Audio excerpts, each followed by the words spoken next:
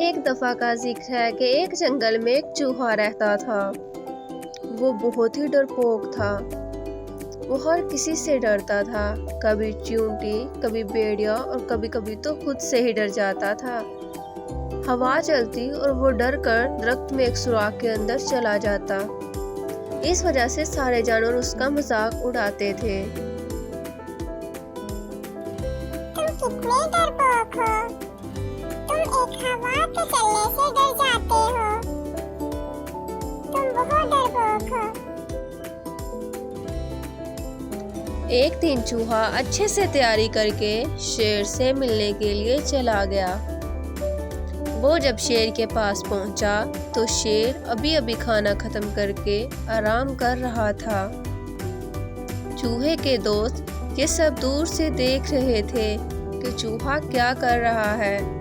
چوہا شیر کی پونچھ پر چڑھنے لگا اور شیر کی پیٹھ پر چڑھ گیا۔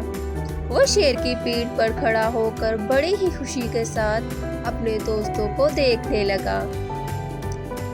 وہ بہت ڈرا ہوا بھی تھا، لیکن وہ اپنے دوستوں کو دکھانا چاہتا تھا کہ وہ کسی سے بھی ڈرتا نہیں ہے۔ اتنے میں شیر جاگ گیا اور جب خود کو ہلانے لگا تو چوہا نیچے گرا۔ چوہا بہت ڈر گیا۔ شیر چوہے کی آنکھوں میں دیکھنے لگا۔ چوہے کے دوست جو بہت دور سے دیکھ رہے تھے وہ بھی بہت ڈر گئے اور کہنے لگے کہ اب تو شیر چوہے کو کھا جائے گا۔ تم میری پیٹھ پر کیا کر رہے تھے؟ جنگل کے بادشاہ، مجھے معاف کر دے، میں تو ڈال پر بیٹھا تھا، بدقسمتی سے آپ کے اوپر گر گیا۔ آپ تو جنگل کے بادشاہ ہیں، مجھ جیسے چھوٹے سے جانور کو کیوں کھائیں گے؟ اگر آپ کہیں تو میں آپ کے لیے بڑی خوراک کا انتظام کر دوں گا۔ شیر نے چوہے کی بات چپ چاپ سنی اور کہنے لگا، تم مجھے کوئی ایک وجہ بتاؤ جس کی وجہ سے میں تمہیں جانے دوں۔ بادشاہ سلامت، آپ کی مدد ضائع نہیں جائے گی، میں کبھی نہ کبھی آپ کی مدد کروں گا اور آپ کے کام آؤں گا۔ شیر نے چوہے کی بات چپ چاپ سنی اور ہنسنے لگا۔ اس کے بعد وہ چوہے سے کہنے لگا، تم ایک چھوٹے سے جانور میری مدد کیا کرو گے؟ بادشاہ سلامت، میں آپ سے رحم کی بھیک مانگتا ہوں، پلیز مجھے جانے دیں۔ شیر چوہے کی بات سن کر دھاڑنے لگا، بہت زور سے دھاڑنے لگا۔ چوہا بہت ڈر گیا۔ جب شیر نے دیکھا کہ چوہا بہت ڈر گیا ہے تو اس نے سوچا اور چوہے کو نہ کھانے کا فیصلہ کیا۔ جاؤ، مجھے تمہیں نہیں کھانا، جاؤ یہاں سے۔ چوہا وہاں سے تیزی سے بھاگ گیا۔ دوسرے سارے جانور جو یہ سب دیکھ رہے تھے بہت حیران ہوئے۔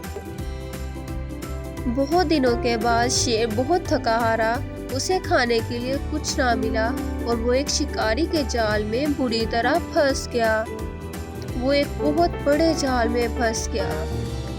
شیر نے جال کو توڑنے کی بہت کوشش کی لیکن وہ نہ توڑ سکا۔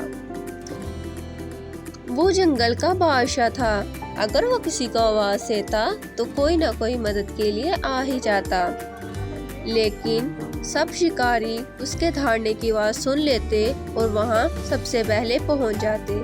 دوسرے سارے جانور انہوں نے شیر کو دیکھ لیا تھا لیکن کوئی بھی مدد کے لیے نہ آیا۔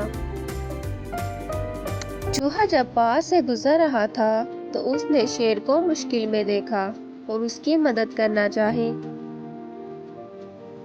چوہا شیر کے پاس آیا اور شیر کی پونچھ کی مدد سے اوپر چڑھ گیا اور اس نے اپنے تیز دانتوں سے جال کو کاٹنا شروع کیا۔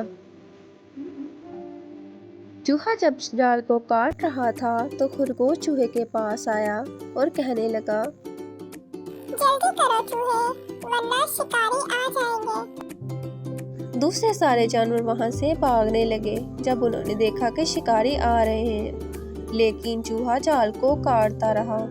آخر کار چوہا کامیاب ہو گیا اور اس نے شیر کو آزاد کرا لیا۔ شیر نے جلدی سے اپنے اوپر چوہے کو چڑھایا اور وہ وہاں سے بھاگنے لگے۔ آخر کار چوہا اور شیر کے گھر کے پاس پہنچ گئے۔ شیر نیچے جھکا تاکہ چوہا نیچے اتر سکے۔ تم نے ایک دن کہا تھا کہ تم میری مدد ایک دن ضرور کرو گے۔ اس وقت میں نے یقین نہیں کیا تھا۔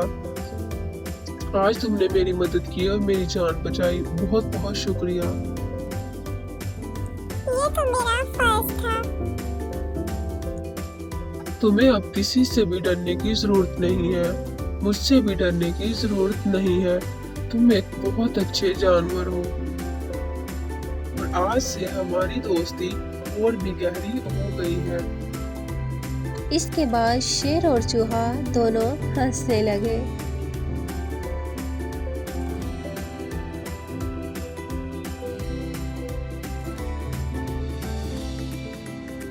دوسرے سارے جانور جو یہ سب دیکھ رہے تھے بہت حیران ہوئے اور وہ بھی ساتھ ہنسی خوشی تالیاں بجانے لگے۔